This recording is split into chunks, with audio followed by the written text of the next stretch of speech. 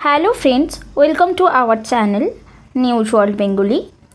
September মাসেই শীর্ষ আদালতের বিচারপতি দীপঙ্কর দত্ত এবং বিচারপতি অগস্টিন জর্জ মাসিয়ের ডিভিশন বেঞ্চ জানিয়েছিল যে প্রাথমিক শিক্ষকদের শিক্ষকতা চালিয়ে যাওয়ার জন্য টেট উত্তীর্ণ হতেই হবে।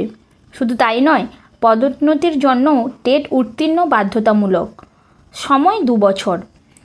সুপ্রিম কোর্ট আরও জানিয়েছিল যে শিক্ষকেরা টেট উত্তীর্ণ হবেন না, তারা চাকরি ছেড়ে দিতে পারেন বা অন্তিম সুযোগ সুবিধা নিয়ে বাধ্যতামূলক অবসরের জন্য আবেদন করতে পারেন। তবে কিছু ক্ষেত্রে ছাড় দিয়েছিল শীর্ষ আদালত। নির্দেশে বলা হয় যে সব শিক্ষক আগামী 5 বছরের মধ্যে অবসর নেবেন, তাদের টেট উত্তীর্ণ না হলেও চলবে। এই পদক্ষেপ রাজ্যের শিক্ষা ব্যবস্থায় স্বচ্ছতা আনবে এবং শিক্ষার মান উন্নত করতে সাহায্য করবে বলে আশা করা হচ্ছে। সকল শিক্ষককে এই নির্দেশিকা মেনে চলার জন্য অনুরোধও করা হচ্ছে, এমনটাই জানিয়েছিল সুপ্রিম কোর্ট। এটি শুধু পশ্চিমবঙ্গের জন্য নয়, সারা দেশ জুড়ে সমস্ত রাজ্যের জন্য এই নির্দেশ ছিল। কিন্তু রাজ্যে প্রায় 1.5 লক্ষ প্রাথমিক শিক্ষক শিক্ষিকা রয়েছেন। তাদের মধ্যে যারা টেট উত্তীর্ণ নন, তাদের সকলকেই ফের নিয়োগ পরীক্ষায় বসতে হবে। যারা গত 15 থেকে 20 বছর ধরে প্রাথমিক স্কুলে চাকরি করছেন, তারাও এই নির্দেশের আওতায় পড়েছেন।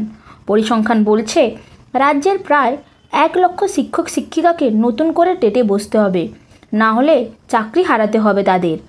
নির্দেশের পর রাজ্যের প্রাথমিক শিক্ষা পর্ষদ শীর্ষ আদালতের নির্দেশ মেনে এবার জেলায় জেলায় কর্মরত প্রাথমিক শিক্ষক শিক্ষিকাদের তথ্য চেয়ে পাঠিয়েছিল।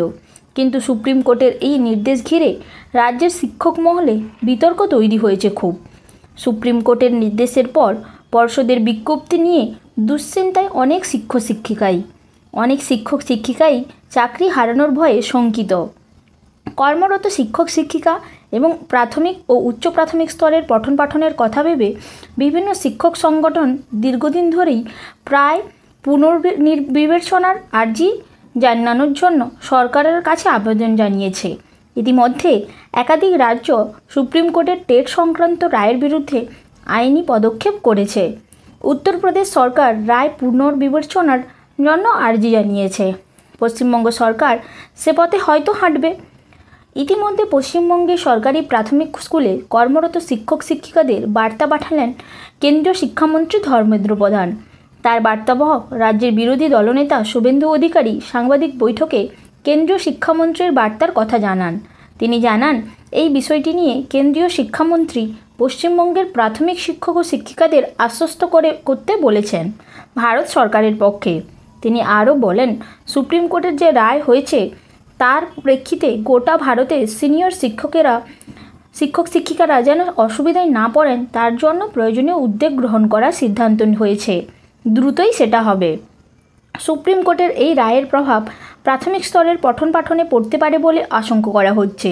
কিন্তু কথা হচ্ছে, একে তো টেট পরীক্ষার এই হাল, তারপর আবার 1 লক্ষ শিক্ষককে পাস করাতে হলে শিক্ষার যে কী হাল হবে তা বোঝা যাচ্ছে। কিছুদিন আগে এসএসসির প্রশ্নপত্রের হাল দেখেছেন তো, এরমই হবে আবার টেট পরীক্ষায়। Thank you friends for visiting hour